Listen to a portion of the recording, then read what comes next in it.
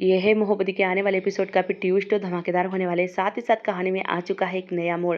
मिहिर और बाला वकील के पास आते हैं। वकील से वो रिक्वेस्ट करते हैं कि इन तीनों की बेल जल्दी से हो जाए, इन्हें रिहा करवाना है हमें। वकील कहता है कि उन पे चार्ज लगे हैं, आपको पता है ना, घरेलू हिंसा के चार्ज लगे हैं और ऐसी बेल नहीं हो सकती। मिहिर कहता है पर क्यों नहीं हो सकती, कोई दूसरा रास्ता नहीं क्या? वकील कहता है कि हाँ, दूसरा रास्ता तो है, पर जब तक इशिता नहीं खुद चाहेगी कि इनको बेल मिले तब तक इन्हें बेल नहीं मिल सकती। यहाँ पर अभिषेक, सब लोग होते हैं, इशिता के अप्पा वहाँ पर आते हैं और कहते हैं कि अभिषेक, मुझे तीनों से मिलना है, रमन और उसके माँ बाप से मिलना है, कुछ मुझे प्राइवेट बात करनी है। यहाँ पर रमन कहता है कि क्या हुआ, आप यहाँ पर क्यों आए हो? आपकी बेटी ने तो हमें जेल भिजवा दिया, फिर आप क्यों आए हो? तभी यहाँ पर इशिता के अप्पा कहते हैं कि रमन, हाँ, मैं तुम्हें समझाने आया हूँ, बल्कि मैं ये कहने आया हूँ कि इशिता जो कर रही हो तुम्हारी भलाई के लिए और तुम्हें बचाने के लिए कर रही है, क्योंकि तुम्हारे घर में जो खतरा है इसी वजह से वो तुम्हें यहाँ पर भिजवाया है उसने। यहाँ पर रमन की माँ कहती है कि भाई साहब, आपकी बेटी ने तो पहले बहुत बड़ा कांड किया है और अब क्या बाकी रह गया है उसका, आप यहाँ पर आए हो। यहाँ पर इशिता के अप्पा कहते हैं कि नहीं बहन, ऐसी कोई बात नहीं है, मैं इशिता आपको बचाना चाहती है और आपके घर में से एक सदस्य है जो सारिका, वो अशोक के साथ मिली है और ये सब कुछ कर रही है, क्योंकि कल रात को रमन को जूस पिलाया गया था, उसमें जहर था, वो सारिका ने ही मिलाया था। क्यों आपको याद नहीं आ रहा है कि सारिका ने ही आपके पास वो जूस का गिलास दिया था? तभी रमन सोच में पड़ जाता है कि हाँ, कल रात को उसे तकलीफ तो हुई थी और घर वालों को यही लगा था कि रमन सुसाइड करने का प्लान कर रहा है। मतलब यहाँ पर इशिता की तो कोई गलती नहीं है। यहाँ पर सब कुछ समझाने के बाद रमन के भेजे में ये बात घुसती है कि नहीं, कहीं ना कहीं इशिता ये सब कुछ कर रही है तो उसके परिवार की भलाई के लिए ही कर रही है। इशिता पे के अप्पा कहते हैं कि मेरी बेटी ने जो किया है आप लोगों के लिए आप कभी समझ नहीं पाओगे। वो अपनी जान पर खेल के आपको बचाना चाहती है और आप लोग हैं कि उस पर ही दोष लगा रहे हो। क्यों कितने साल, मतलब कितने दिन से इशिता तुम्हारे पास रह रही है, फिर भी तुम उन्हें समझ नहीं पाए। वही दूसरी तरफ अब अशोक यहाँ पर रमन और उसके परिवार की बेल करवाने आया है। तभी यहाँ पर अभिषेक कहता है कि ये अचानक से भल्ला परिवार की मदद करने कैसे पहुँच गया। अभिषेक भी वहाँ पर आता है।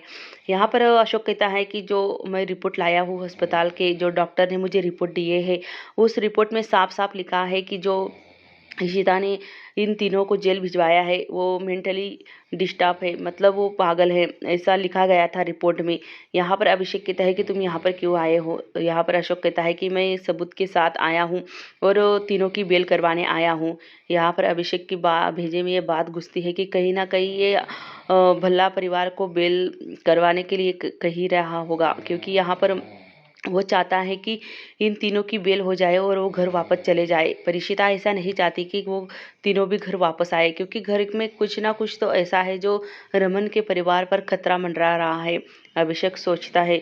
यहाँ पर जो पुलिस होता है वो कहता है कि हाँ सर, इसमें तो साफ साफ लिखा है रिपोर्ट में कि इशिता जो है, जिन्होंने कंप्लेंट की थी, वो मेंटली डिस्टर्ब है और उन्होंने ये डॉक्यूमेंट जो भेजे हैं उनमें साफ साफ लिखा है। अभिषेक वो पेपर पढ़ते हैं और कहता है कि ऐसे कैसे हो सकता है।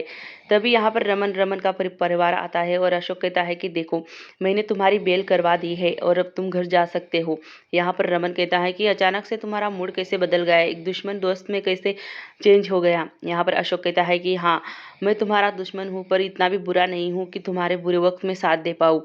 देखो, मैं तुम्हारी बेल कर चुका हूँ और इस पेपर में लिखा है कि इशिता मेंटली डिस्टर्ब है, इसी वजह से उसने ये हरकत की है, अब तुम घर जा सकते हो।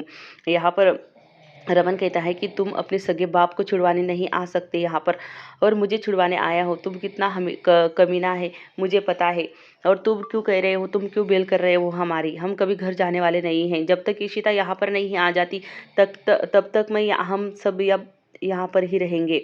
और तुम्हें क्या लगता है कि तुम्हारे प्लान में हम सब आ जाएंगे और तुम्हारे कहने पर हम घर चले जाएंगे? ये कभी नहीं हो सकता। तुम्हें ऐसा जिंदा गड़वाऊंगा कि तुम कभी किसी को मिल भी नहीं पाओगे। आइंदा से तुम्हारी शक्ल मुझे दिखाना मत। और हाँ, मेरी परिवार को कुछ भी हुआ ना तो उसका जिम्मेदार तू होगा, और तुम्हें तो मैं छोड़ूंगा नहीं। तुम क्या सोचते हो कि तुम्हारा प्लान कामयाब हो जाएगा? यहाँ पर आकर हमारी बेल कर रहे हो, ये तो बहुत बड़ी बात है, इसमें तो तुम्हारी कोई प्लानिंग ही लग रही है। यहाँ पर रमन उसे मुंह तोड़ जवाब देता है अशोक को। अशोक का तो पसीना ही छूट जाता है, उसकी ही चाल पड़ी उस पर भारी, और वो सोच ही रहा था कि कैसे रमन को बेल करवाए परिवार की और कैसे वो घर जाए और कैसा उसका प्लान कामयाब हो। पर रमन ने उसका प्लान चौपट कर दिया है और ये जो साबित कर दिया है कि इशिता पर उसका बहुत भरोसा है। रमन कहता है कि मेरी बीवी कभी भी कोई गलत काम नहीं कर सकती और कभी भी हमें वो नुकसान नहीं पहुंचा सकती। जो भी उसने किया है वो हमारी भलाई के लिए ही किया होगा। शायद वो जब आ जाएगी यहाँ पर तब हम पता चलेगा। यहाँ पर रमन के घर पर इशिता शगुन सब तीनों के तीनों यहाँ पर तलाशी कर रहे होते हैं कि घर में कोई सबूत मिल जाए। ऐसा कौन सा राज है जो ये सारिका और अशोक छुपा रहे हैं। तभी यहाँ पर शगुन इशिता को कहती है कि इशिता तुम परेशान मत हो, ये लो पानी पी लो। तभी इशिता कहती है कि कितनी टाइम हो गया है, हम कब से ढूंढ रहे हैं, कोई ना कोई सुराग मिल जाए, पर अभी तक कोई मिला नहीं है। कैसे बचा पाऊंगी मैं रमन के परिवार को, और वो कभी भी लोग आ सकते हैं घर पर। तभी शगुन कहती है कि तुम टेंशन मत लो, हम कहीं ना ढूंढ ही लेंगे, तुम पहले पानी पी लो। इशिता एक घूंट पानी पीती है और शगुन से कहती है कि शगुन, इस पानी का टेस्ट कुछ अलग नहीं लग रहा है। तभी शगुन कहता है कि पानी का टेस्ट थोड़ी ना होता है इशिता, तुम पियो और थोड़ी सी शांत हो जाओ, क्योंकि तुम बहुत रो रही हो, परेशान हो रही हो। यहाँ पर इशिता थोड़ा सा पानी पीती है और वो कहती है कि नहीं शगुन, मुझे पानी का टेस्ट तो थोड़ा बेस्वाद लग रहा है, क्योंकि कड़वा कड़वा लग रहा है। यहाँ पर शगुन कहती है कि तुम बहुत डिस्टर्ब हो रही हो इशिता। तभी यहाँ पर शगुन इशिता जाती है ग्लास रखने के लिए। तभी उसे खिड़की से एक पानी का टैंकर नज़र पड़ती है। टैप पानी के टैंकर पर उस पे लिखा होता है, जो अशोक ने सारिका को नंबर दिया होता है, वही नंबर उस पानी के टैंकर पर भी लिखा होता है।